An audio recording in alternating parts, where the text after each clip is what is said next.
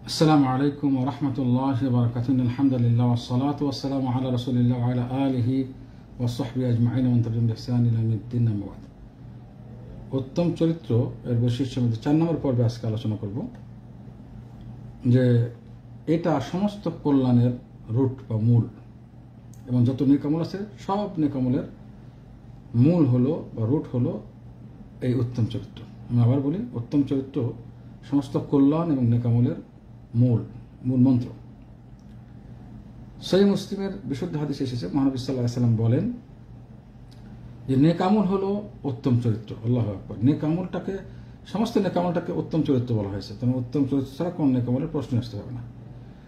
এবার নেকামলের ঠিক উল্টা, গুনাহটাকে, গুনাহ বা পাপ হলো যা মনের মধ্যে ঘোরাফেরা করে এবং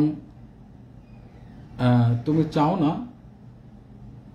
যে এই বিষয়ে কেউ জানুক, পৃথিবীর কোনো মানুষ জানুক। আমি আবার বলি, মহানবী সাল্লাল্লাহু আলাইহি ওয়াসাল্লাম বলেন যে নেকামল বা শতামল হলো উত্তম চরিত্র। সমস্ত শতামল বা নেকামলকে উত্তম চরিত্র বলা হয়েছে।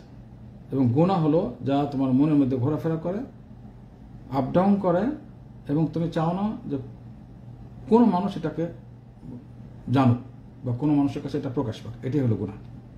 তাহলে আমরা উত্তম চরিত্রের একটা গুরুত্বপূর্ণ বৈশিষ্ট্য আজকে বললাম, সেটা হলো উত্তম চরিত্র। সমস্ত নেকামলই উত্তম চরিত্র হলো, আর নেক আমল বা সৎ আমল হলো উত্তম চরিত্র। এটা আমরা পেলাম।